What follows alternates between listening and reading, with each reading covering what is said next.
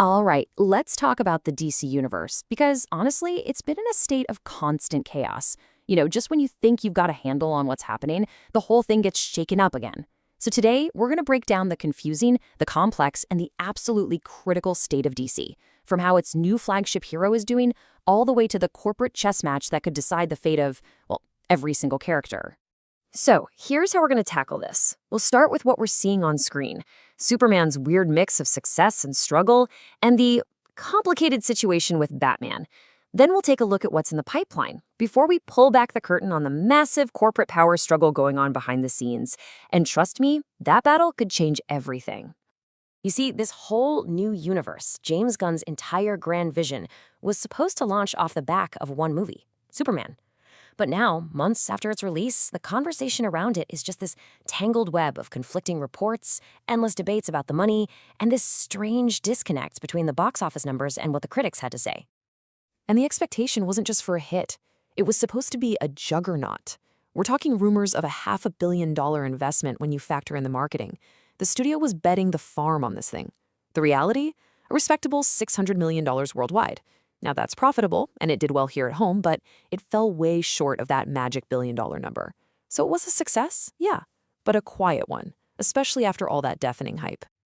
And this is what really highlights the film's bizarre double life. While the suits were debating the financials, critics and award shows were telling a totally different story. It ended up grabbing Golden Globe nominations for Best Picture, Best Director, and a bunch of the major acting awards. Suddenly, Superman wasn't just being talked about as a great superhero movie, but as one of the best films of the year, period. And that created this weird paradox, a financial underperformer that was also a massive critical success. So with Superman's future kind of defined but still being debated, all eyes, of course, turn to DC's other pillar, Batman. The problem is, it's not as simple anymore as just asking who's going to wear the cowl. The real question is, which cowl are we even talking about? Okay, so this is where it gets a little complicated, so stick with me. On one hand, you have the official DC Universe Batman for the movie The Brave and the Bold. This is going to be a new actor in the same world as the new Superman.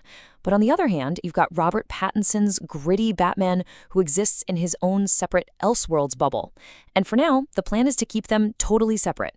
Two different Batmen in two different worlds running at the same time. So naturally, with a new Batman coming, the casting rumors are just running wild. One of the names that keeps popping up is Jansen Bali, and he seems pretty excited about the idea.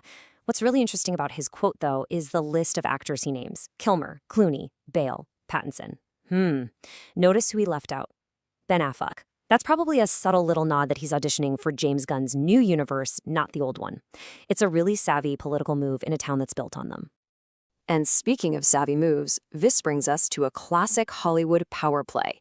It works like this. First, you let it slip that some big names are circling a huge role like Batman. That creates buzz, right? A little bit of manufactured competition.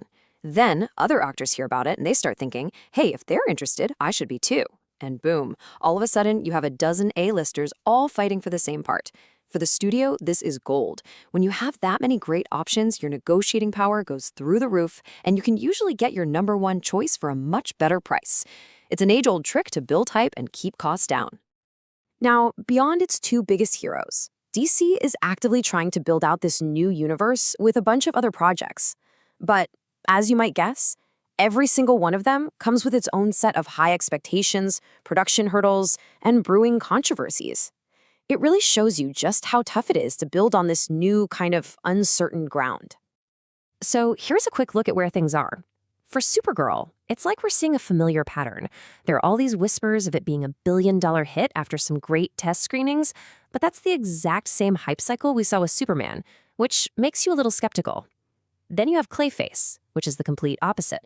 It's been super quiet, flying under the radar, which has people wondering if it could be a dark horse artsy hit, kind of like Joker.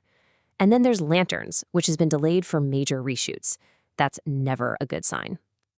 Let's just dig into Lanterns for a second, because the details that are coming out from these reshoots are pretty fascinating. The story is apparently all about a passing of the torch. We're going to see an older veteran Hal Jordan mentoring and maybe even clashing with the new guy, Jon Stewart. And this is a huge creative gamble. They're trying to honor Hal as a legacy hero while setting up John Stewart, the Green Lantern a whole generation grew up with on the Justice League cartoon, as the future. It's a move that could be amazing for new fans, but it absolutely risks ticking off the very passionate longtime fans of Hal Jordan. And now, we have to pivot, because everything we've just talked about, the movies, the actors, the creative choices, all of it could become completely irrelevant. You see, the biggest fight for DC isn't happening on a movie screen. It's happening in corporate boardrooms, and the outcome of that fight is going to decide the future for years and years to come. Right now, Warner Bros. Discovery is basically up for sale. And if its board of directors says no to a deal, a potential buyer could try what's called a hostile takeover.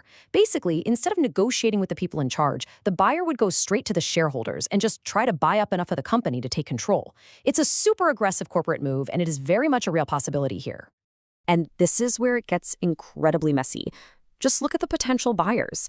Paramount says they wouldn't mess with Gunn's plan, which sounds good, but there are also reports of them having a political blacklist, which could be a direct threat to the new Superman and Supergirl actors because of some of their public statements. Then you have Netflix, and for any fans holding out hope for a Snyderverse return, you're out of luck. Reports say they have zero interest in legacy media.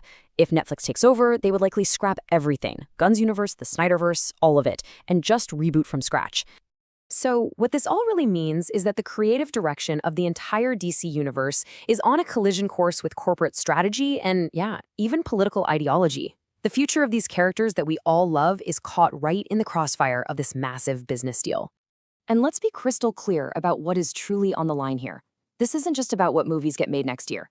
We're talking about the careers of the new actors who are supposed to be leading this franchise.